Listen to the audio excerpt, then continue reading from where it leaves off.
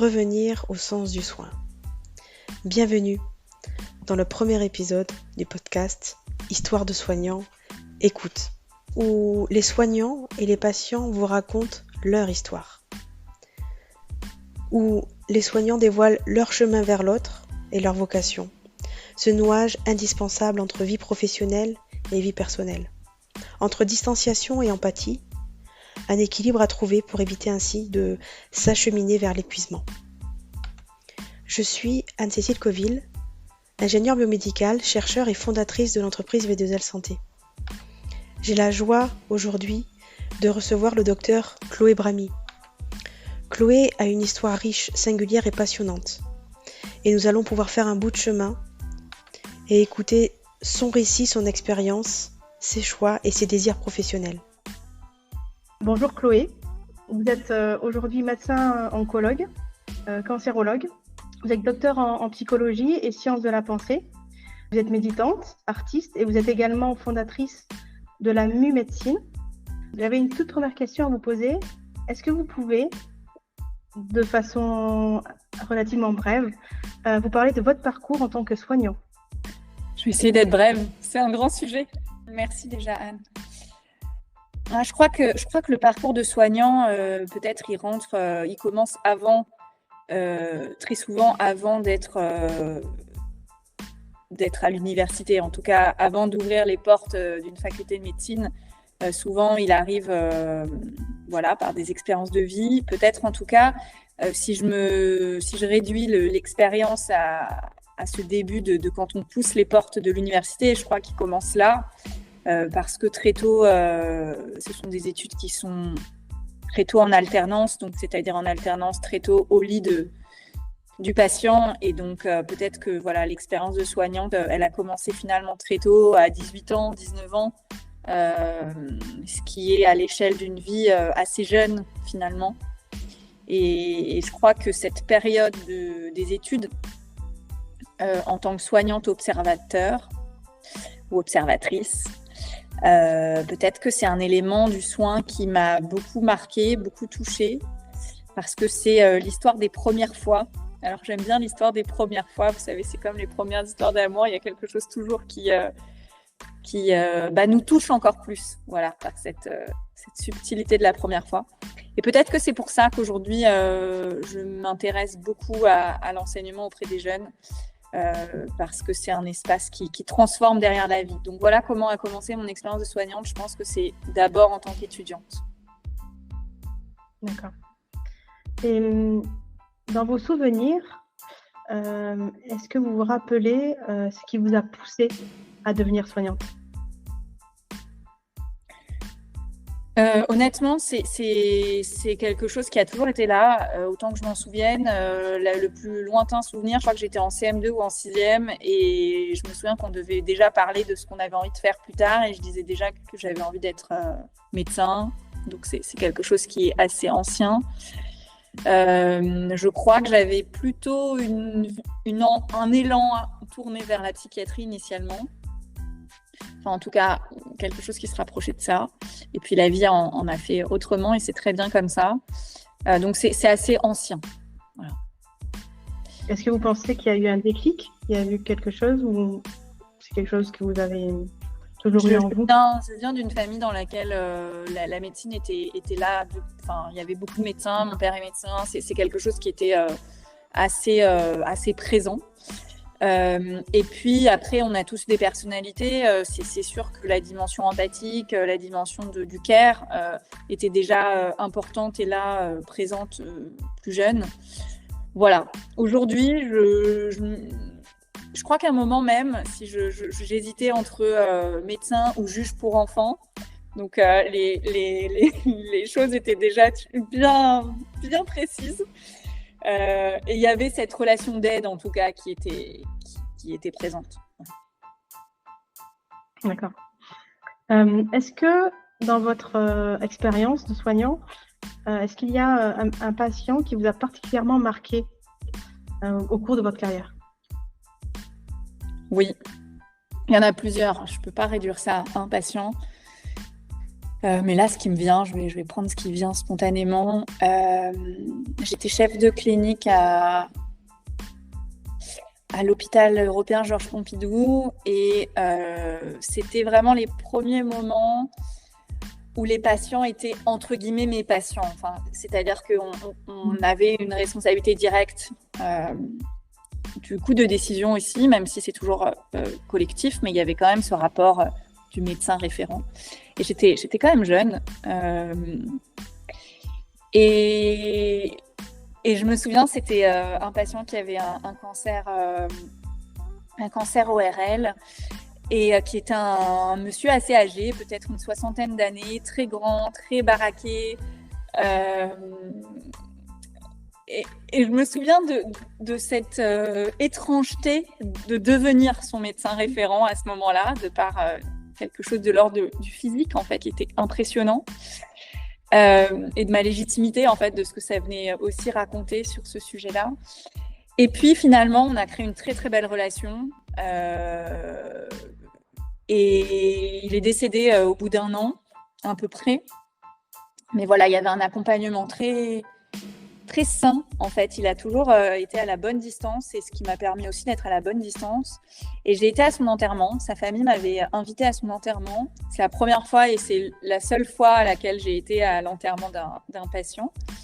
Mais c'est quelque chose qui m'a beaucoup marquée parce que on était 2 soignantes à avoir été 2 soignantes de la même équipe à avoir été à l'enterrement. Donc c'était quand même un monsieur qui, on va dire, arrivait à réunir, parce que c'est quand même assez rare comme expérience. Mais je me souviens à cet enterrement d'avoir compris vraiment la vie qu'on ne voit pas en tant que soignant. C'est-à-dire on a accès à un moment du soin, de consultation, parfois avec la famille, parfois de l'accompagnement, mais en fait, il y a toute une autre vie de la personne qu'on ne voit pas, et du coup, qui m'était mise en lumière juste pendant ce moment de la réunion de sa fin de vie. Et ça a été très puissant. Voilà, ça a été très puissant. Wow. Est-ce que au fil des années, vous avez vu évoluer donc le soin et comment? Et est-ce que ça a influencé votre travail? Oui, il y a du bon, il y a du moins bon. Enfin, j'ai pas envie de juger. Ce qui est sûr, c'est que je viens d'une génération entre guillemets un peu chanceuse. J'ai bientôt 40 ans, je le dis, mais c'est important. Je pense que c'est une année, et surtout si le podcast est entendu par pas mal de soignants, c'est une année de la transition. Enfin, j'ai l'impression d'être vraiment cette génération de la transition. C'est-à-dire que j'ai connu la beauté de la clinique au lit du malade, où il y avait on était peu d'étudiants, on avait de l'espace, les professeurs universitaires avaient du temps à nous accorder. J'ai aussi commencé mes études avec on va dire de l'énergie de projection future intéressante, c'est-à-dire que les enseignants académiques étaient passionnés par leur métier, ça se voyait, c'était quelque chose qui était vraiment transmis en fait. Et ça, c'est important pour un jeune d'avoir de la joie transmise, voilà, dans ce métier. Et puis, j'ai connu aussi l'effondrement. J'ai connu la phase autour de 2017, un petit peu avant, 2017-2018, où les structures hospitalières commençaient vraiment à s'effondrer. Et donc, j'ai connu le chagrin, j'ai connu aussi la désillusion, j'ai connu aussi la douleur, en fait, de ça, parce que honnêtement, ça a été douloureux. Et aujourd'hui, je connais, en tout cas, j'ai la chance de pouvoir observer à la fois la douleur et l'effondrement qui continuent, en fait, mais en même temps, l'émergence de nouvelles initiatives qui sont encore peut-être un peu, pas toujours sur le devant de la scène, mais par le réseau, en fait, que je crée maintenant, que je vois bien, comme vous, par exemple. Et en fait, ça donne beaucoup d'espoir. Voilà. Donc, il y a quelque chose qui est un peu en mouvement et Et je crois que c'est assez intéressant et ça fait écho à la mue et à ce mot qui me paraît important aujourd'hui. Mais je crois qu'on vit vraiment un moment de mue du soin et c'est intéressant de le voir comme ça. Voilà. Super. Dans les difficultés que vous avez pu affronter, est-ce qu'il y en a une particulière qui vous a semblé particulièrement compliquée à surmonter? J'ai un parcours qui a quand même été... C'est très intéressant comme question, parce que j'ai un parcours qui n'a pas rencontré, on va dire, forcément de résistance visible. C'est-à-dire que c'était assez clair pour moi assez tôt que les soins d'accompagnement, la santé intégrative, la médecine intégrative, etc. étaient en fait comme un espèce de prérequis qui avait très tôt écrit sur ma tête et que du coup, c'était soit ça, soit rien et qu'en fait, je laissais pas trop de place pour le fait qu'on me dise non dans certains projets qui pouvaient être mis en place, d'accord ? En revanche, dans les résistances les plus complexes, ça a été la posture de femme et j'en parle aujourd'hui parce que c'est un sujet, je pense, qui va faire l'objet de prise de parole peut-être à venir, mais ça n'a pas été facile et pourtant je mesure 1m80 et du coup mes 1m80 m'ont aidé à être en présence incarnée auprès de direction, je parle, ou de direction au sein même des enseignements, ou dans les présentations de projets, ou dans la manière dont les directeurs de thèse, etc., pouvaient se comporter. C'est-à-dire que c'est la posture de femme et être femme qui m'a peut-être parfois posé le plus de résistance ou le plus de difficultés, tout en étant extrêmement heureuse d'être dans ce corps et dans cette posture aujourd'hui. Voilà. Mais c'est peut-être ça le plus complexe parfois. Voilà. Parce qu'il y a encore quand même, je pense que c'est un sujet important, je pense qu'il y a quand même beaucoup encore de patriarcat en médecine. C'est un espace qui est très politique et du coup c'est pas toujours visible, hein. J'ai jamais eu de violence X ou Y, mais il y a eu beaucoup de violences non dites, voilà, de comportements qui n'auraient pas dû avoir lieu et qui étaient là à cause de la posture de femme. Voilà. De femme. Pour continuer sur cette thématique-là de relations soignant-soignant, justement, cette relation entre soignants, comment vous la voyez, comment vous l'appréhendez aujourd'hui ? Cette relation entre soignants, elle est au cœur je pense, de la transformation. On doit réapprendre nos métiers aujourd'hui, en fait, et elle est à la fois indispensable, à la fois très délicate, parce que elle a été aussi pendant longtemps très pyramidale, et je sens bien, pour être en tout cas pas mal en relation avec des médecins, que c'est compliqué aujourd'hui quand on repasse à de l'horizontalité. Hein.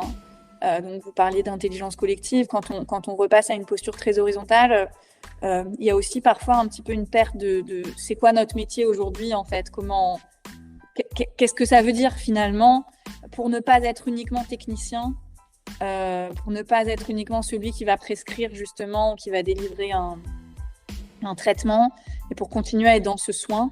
Et donc il y a quelque chose dans les relations soignants-soignants qui, à mon sens, sont complètement en train d'être reconstruites, repensées. Et donc oui, réapprendre nos métiers en relation. Et nos métiers pluriels aussi, parce que je crois qu'il y a de plus en plus de soignants qui ont ce souhait, en tout cas c'est ce que je vois à travers les différents accompagnements que je peux faire, de s'autoriser à être multiple, c'est-à-dire de s'autoriser à avoir plusieurs casquettes, plusieurs possibilités, plusieurs étiquettes. Et du coup, et on en revient à ce sujet de la non-séparation, et donc à être dans une unicité du soin qui n'est pas toujours permise aujourd'hui ou pas toujours possible aujourd'hui avec une étiquette fixe. Voilà. Oui, complètement. Là, vous avez abordé la notion de relation soignant-soignant. Et est-ce que vous pourriez me parler de la relation si spéciale entre vous, soignants, et les patients? Oui.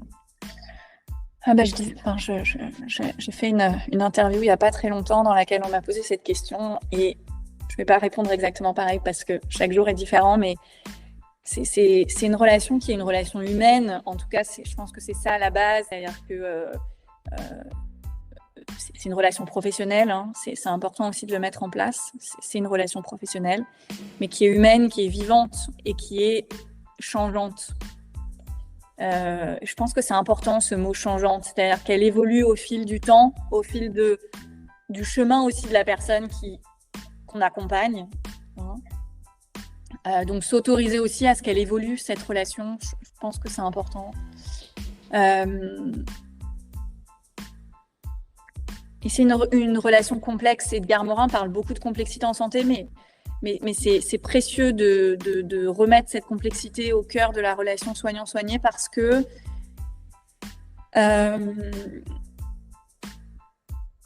en fait, il y a des enjeux à la fois de l'histoire du soignant, mais aussi de l'histoire du soigné, toujours là, en fait, dans l'entre-deux de la relation. Et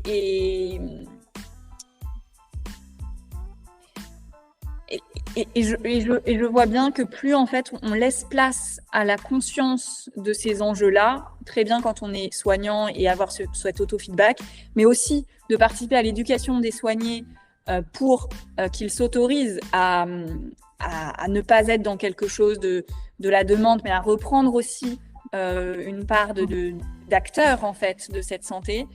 C'est une relation qui est complexe. C'est une relation qui est complexe et je crois que c'est important et ça fait vraiment partie des défis, enfin en tout cas des contributions que je peux laisser. C'est de contribuer aux pédagogies de cette relation. C'est important. C'est vraiment une relation qui peut avoir en fait tellement d'espace dangereux. Je dis dangereux parce que c'est à la fois des espaces de beauté et à la fois des espaces dans lesquels en permanence on est pris par nos propres représentations en tant que soignant, mais aussi en tant que soigné de nos blessures en fait en permanence, de là où on a besoin de ne pas se sentir abandonné, de là où on a besoin de fusion, de là où on a besoin d'être décideur de nos décisions. Voilà. En termes de psychologie, c'est une relation qui est vraiment complexe. Oui, complètement. Ça me fait penser à la phrase, j'ai une phrase en tête là, concernant justement la rencontre, que les rencontres se font dans la rencontre de deux vulnérabilités. Et ça, je pense qu'on le retrouve bien dans la relation soignant-patient.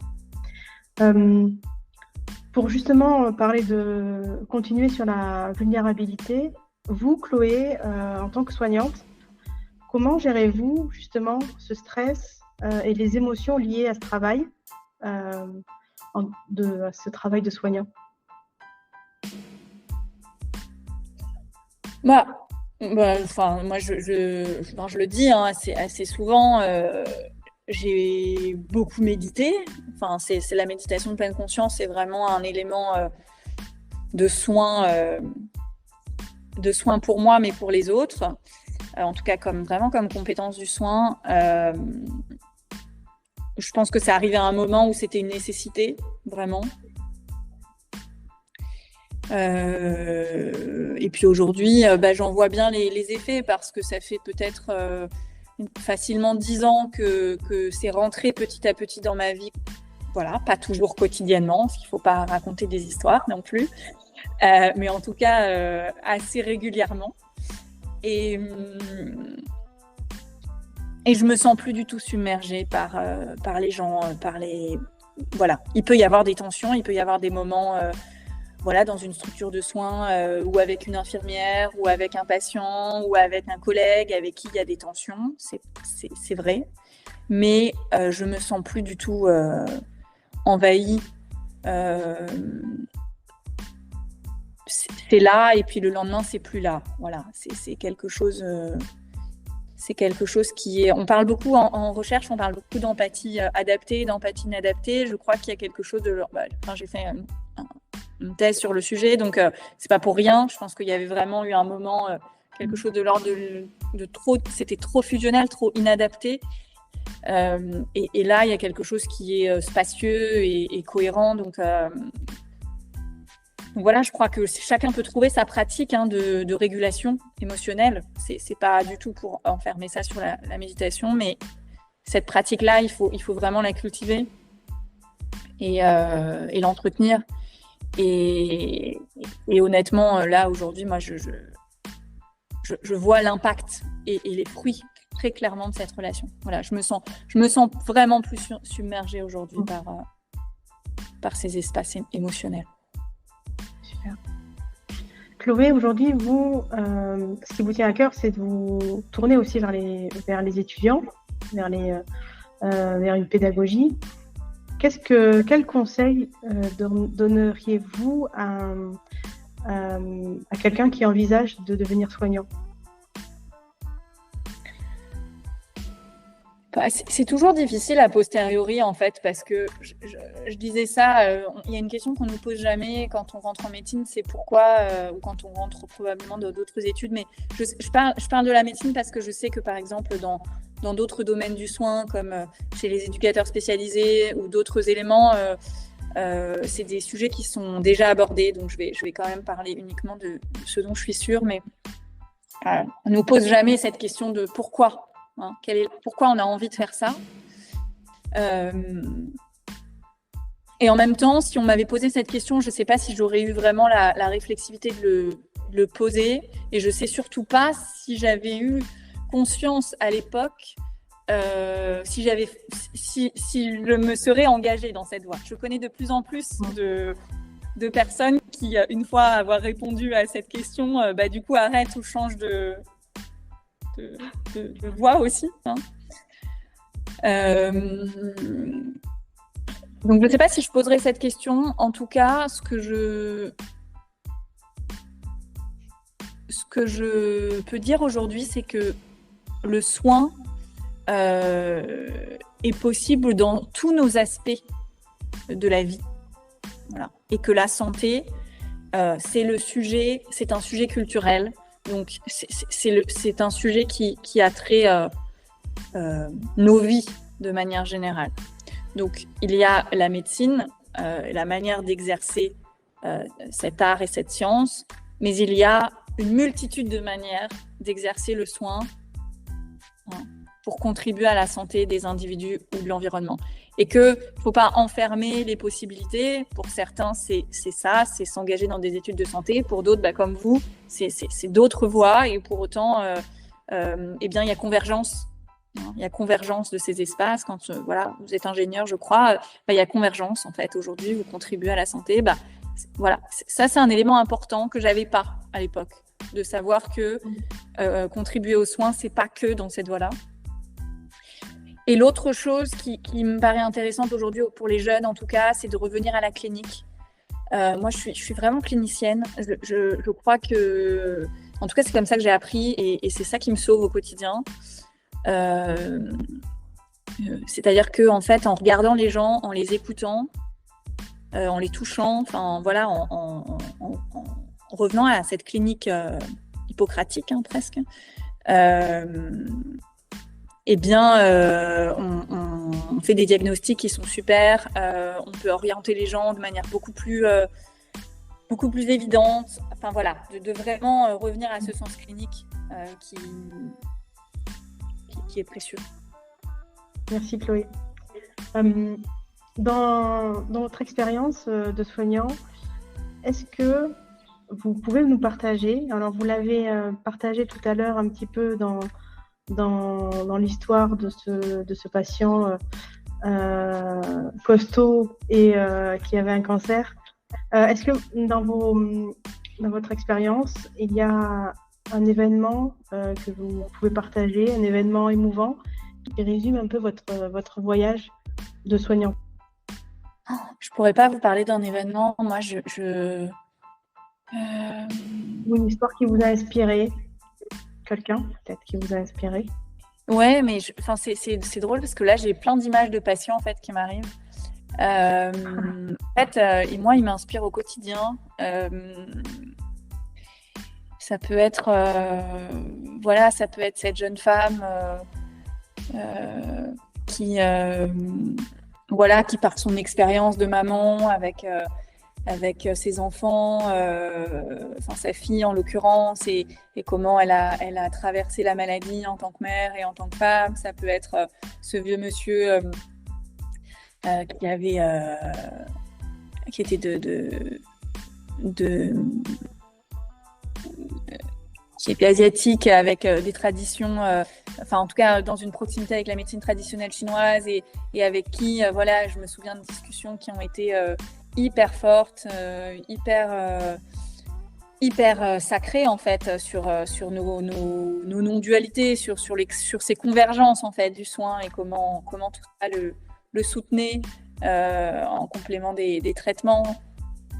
Ça peut être le nombre de personnes que j'ai accompagnées vers la fin de vie, et j'en parle parce que en tant que cancérologue, c'est un quotidien, donc c'est pas rien. Ça peut être juste là l'autre jour un monsieur qui est rentré en consultation et puis qui me dit que voilà, il a un monsieur de 60 ans, peut-être un peu plus, 70 ans, qui me dit qu'il a travaillé toute sa vie, que pendant toute sa vie, il est passé à côté de ses enfants ou de sa vie, en fait, et que en revanche, il s'est occupé de ses petits-enfants et qu'il a une relation avec eux qui est somptueuse. Et je voyais dans son visage toute la joie, en fait, de ce qu'il me partageait sur cette relation, en fait. Donc, c'est plein de petites histoires comme ça qui font l'objet de ces récits du soin. Je ne pourrais pas en citer une seule parce que honnêtement, elles me transforment toutes. Et c'est pas du tout pour négliger ça, elles me transforment toutes. Il y a eu des conflits aussi avec certains patients, j'en parle parce que c'est important, des moments où on ne comprenait pas. Et en fait, ça arrive dans l'histoire de tout soignant. Hein, ces trucs où on ne se comprend pas, on se dit mais qu'est-ce qui se passe là? Donc, plus jeune, je pouvais avoir je pouvais m'être un peu agressive avec certains patients dans les moments d'incompréhension. Ça me transforme au quotidien, toujours. Et d'ailleurs, pendant la période les 4 années que j'ai passées à faire ma thèse de sciences, j'ai jamais arrêté d'être soignante. J'ai pas fait que de la recherche. J'ai fait des remplacements. Je n'avais pas pris de poste parce que c'était pas gérable de tout faire. En tout cas, je sais pas comment on fait les gens qui font les deux, mais moi, c'était pas possible. Mais par contre, j'ai toujours continué de faire des remplacements et c'était pas qu'une question financière, c'était vraiment une question de rester au contact de cette relation soignant-soigné pour nourrir les travaux de recherche, en fait, qui étaient en résonance avec ça. Pour toujours faire un soin qui est situé. Donc voilà, je crois que tous les jours, et c'est pas facile tout le temps, cet élément du soin ou la mise en action de la médecine, en fait, et pas juste y penser, mais vraiment le vivre sur le terrain, parce que je crois que c'est important, le vivre sur le terrain, ça me transforme. Voilà. Il n'y a pas de distinction, il n'y a pas une personne. C'est ce quotidien qui transforme le soignant tout le temps. D'accord. Chloé, donc vous avez créé la Miomédecine. Est-ce que vous pouvez nous en dire davantage et ce qui vous tient à cœur, est-ce que vous souhaitez promouvoir dans cette université, je crois que vous l'appelez comme ça? Oui, je dis que c'est un laboratoire vivant pédagogique, en tout cas d'enseignement, de recherche et d'action. Aujourd'hui, c'est une école, enfin en tout cas c'est comme ça que je l'ai nommée, donc qui peut être assimilée à ce qu'on appelle parfois des organismes de formation, en tout cas des centres de formation, mais c'est pas la philosophie, c'est pas l'intention finale. Je sais pas exactement quelle forme dans la finalité ça prendra. Je pense que c'est quelque chose qui sera toujours en mouvement. Aujourd'hui, ça a une intention d'accompagner justement la transformation par la pédagogie de ce questionnement, quel va être notre métier de demain, quel est notre métier aujourd'hui en tant que professionnel de santé. Et ça passe par l'hypothèse. Enfin, c'est une hypothèse, hein, ce qu'on nomme santé intégrative. C'est pas uniquement mettre du yoga avec de la chimiothérapie. C'est comment on crée une médecine non séparée. Donc, comment on crée une médecine qui prend soin de nos rythmes, qui prend soin de nos vulnérabilités et qui prend soin du vivant aussi dans sa globalité. Donc, il y a un besoin, et je l'ai vu beaucoup avec les étudiants, et là, c'est plus pour les professionnels de santé en activité, il y a un besoin de venir créer des espaces qu'on appelle des espaces pédagogiques dans lesquels on mélange les expériences sensibles, donc les expériences sensibles souvent qui sont retrouvées dans les pratiques complémentaires, hein. Par exemple quand on médite, quand on fait du yoga, quand on va dessiner, quand on va danser, en fait, comment ces expériences sensibles sont reliées à l'apprentissage rationnel autour des thérapies complémentaires, donc les recherches qui sont aujourd'hui présentes, l'état de l'art, les initiatives, enfin de manière cartésienne en fait. Et comment de ces apprentissages-là, eh bien, il y a une transformation intérieure qui se produit et qui va faire que derrière, on va créer des initiatives ou des projets innovants, que derrière, on va faire qu'on va penser nos organisations autrement, etc., etc. Voilà. Je ne crois pas qu'on est en train de créer une nouvelle médecine parce qu'on met un nouveau nom en disant ça s'appelle comme ça. Je crois qu'on crée au quotidien un écosystème qu'on ne sait pas exactement. Il faut le savoir, on n'a pas un modèle précis. Parfois, ça fait peur quand je dis ça, que j'ai pas de modèle précis, mais c'est vrai, c'est ça qui est beau, c'est que c'est un laboratoire. Et donc, pour revenir au projet, en fait, on a décidé de commencer par une première formation longue en 2024 qui est un peu construite comme un DU, qui se fait en partenariat avec un organisme de formation dédié aux professionnels de santé qui est Médéré et qui est bien implémenté déjà. Et cette formation, du coup, va faire l'objet aussi de recherches, quali et quanti, et d'un film qui vont être retransmis. Et à partir de cette formation, on verra comment la formation numéro 2 ou la promotion numéro 2, est-ce qu'elle sera là, est-ce qu'elle ne sera pas là. Enfin, au final, voilà, ça vient questionner plein de choses. Mais on est... c'est un petit échantillon, hein. On est une vingtaine de participants, plus les intervenants. Et c'est une aventure humaine. Voilà, c'est une aventure humaine. C'est génial. Merci Chloé. Merci. Merci infiniment d'avoir pris le temps de témoigner pour ce podcast. Je suis certaine que toutes vos initiatives vont participer à la transformation de la médecine moderne. En tout cas, vous mettez votre pierre à l'édifice. Voilà. Merci. Merci Anne.